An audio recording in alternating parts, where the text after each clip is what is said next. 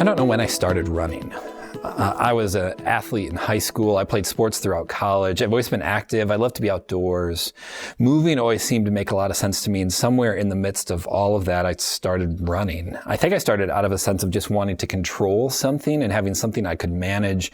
And running seemed as good of a way as anything to try to do that.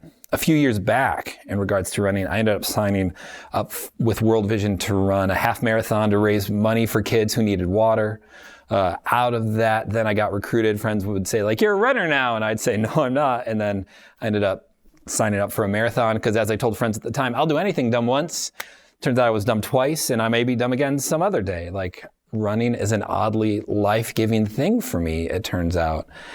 And what's really interesting about it, as I was training and preparing for that first marathon, as a good friend who's a pastor told me, there's no other better analogy for ministry and life, I think, than running a marathon and training to run a marathon.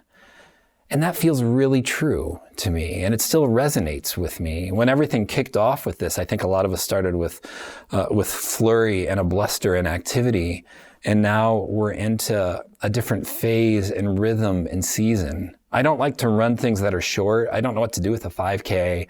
I like to do the things where you suffer. I like to do the things where it's long and drawn out and where the game is really played entirely in my head and how much further can I go and can I do this and what will it be like?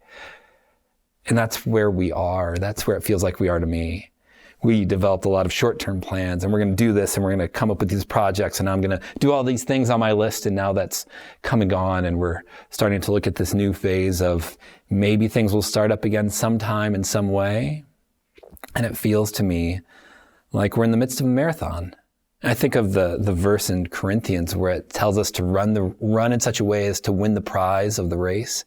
And I think that's true as long as we understand that the race isn't short. The race is a lifetime and it's long and it goes. And so friends, I just want to encourage you as we figure out and live into this new sense of normal and new rhythms and dynamics to don't sprint your marathon, to realize that what we're doing now and the things we started will take time and rhythm to develop out, and to ask yourself, is what I'm doing sustainable? Is this okay? And to have the freedom and permission to renegotiate and figure out the things that are life-giving and are good for you and good for your spirit and good for your soul, that help you flourish as a person and as a Christian and as a disciple. Because it's a marathon that's in front of us. We're not going back to the way things were. It's going to be some new form of something coming out. And it'll be good. And God will be in it. And it will be exciting. And it's a marathon. And don't sprint your marathon. Enjoy the race that's before you and take every step in stride.